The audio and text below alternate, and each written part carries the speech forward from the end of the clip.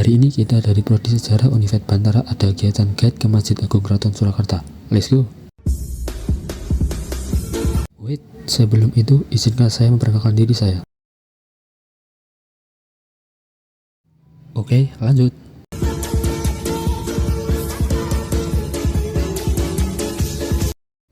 Nah, sekarang kita berada di gapura utama Masjid Agung Keraton Surakarta. Gapura ini merupakan pintu masuk utama menuju kompleks masjid dan memiliki nilai sejarah, arsitektur, serta filosofi yang erat kaitannya dengan budaya Jawa dan perkembangan Islam di Surakarta. Dalam tradisi Jawa, gapura melambangkan peralihan dari kehidupan dunia menuju tempat yang lebih sakral. Ketika seorang melewati gapura ini, diharapkan ia mempersiapkan diri secara lahir maupun batin sebelum memasuki rumah ibadah. Simetri bangunan juga menggambarkan keseimbangan, keteraturan, dan keharmonisan. Nah, sekarang ayo kita masuk ke dalam halamannya.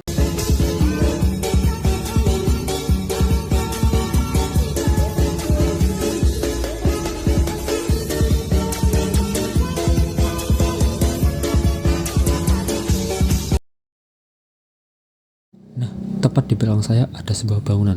Bangunan apa ya kira-kira?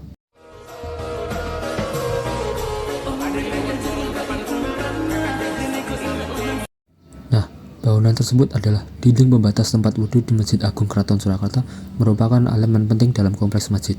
Selain berfungsi memisahkan area wudhu pria dan wanita untuk menjaga privasi dan kenyamanan jamaah, bangunan ini juga memperlihatkan keindahan arsitektur melalui ornamen biru warna putih yang melambangkan kesucian, serta nilai filosofis yang menekankan pentingnya kebersihan, ketertiban, dan penghormatan terhadap tata cara beribadah dalam tradisi Islam dan Buddha.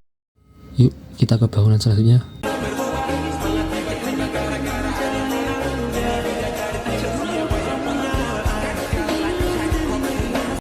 Nah, ini adalah Menara Masjid Agung Keraton Surakarta.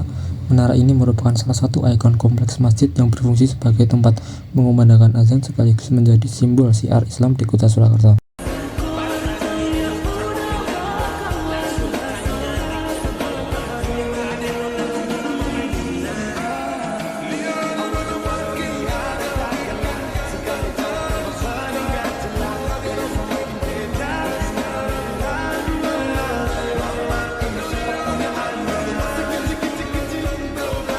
Nah, seperti yang kita lihat, ini adalah bangsal panggungan yang berada di halaman depan Masjid Agung Keraton Surakarta. Bangsal ini merupakan bangunan pendopo terbuka yang memiliki fungsi penting dalam tradisi Keraton Surakarta, khususnya pada perayaan keagamaan.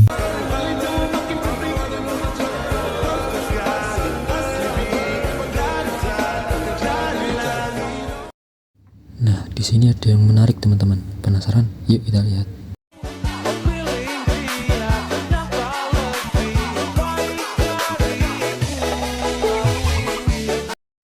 Nah, ini dia yang menarik. Ini adalah jam matahari atau sundisia yang berada di halaman Masjid Agung Keraton Surakarta. Alat ini merupakan salah satu peninggalan yang digunakan untuk membantu menentukan waktu sholat berdasarkan posisi matahari. Dan inilah tampilan dari depan Masjid Agung Keraton Surakarta. Yuk kita masuk ke dalamnya.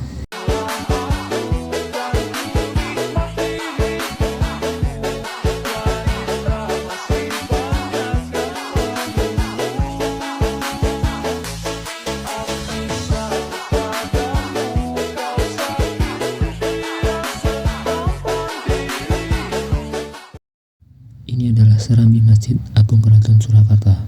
Ya, tampak luas, lebar, dengan warna cat biru dan dengan ornamen-ornamen khas. Saking luasnya serambi masjid ini, sampai ada anak-anak kecil yang sampai berlarian. Nah, ini adalah prasasti pembangunan Masjid Agung Keraton Surakarta. Prasasti ini berisi tulisan dalam aksara Jawa dan sebagian menggunakan huruf Arab Pagan yang mencatat sejarah pembangunan maupun renovasi Masjid Agung.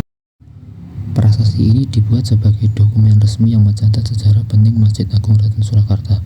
Isinya memuat informasi mengenai pendirian, pemugaran, atau peristiwa penting yang berkaitan dengan masjid pada masa pemerintahan Raja-Raja Kasunanan Surakarta. Prasasti ini menjadi bukti autentik perjalanan sejarah masjid yang telah berdiri sejak abad ke-18. Sekarang kita akan masuk ke dalam ruangan sholat utama atau liwan Masjid Agung Keraton Surakarta.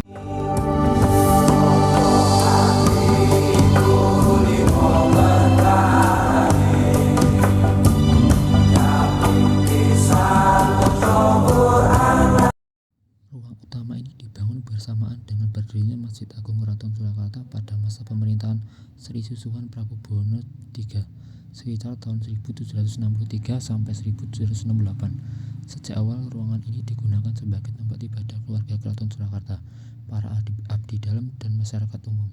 Hingga saat ini fungsi tersebut tetap dipertahankan sebagai pusat kegiatan keagamaan.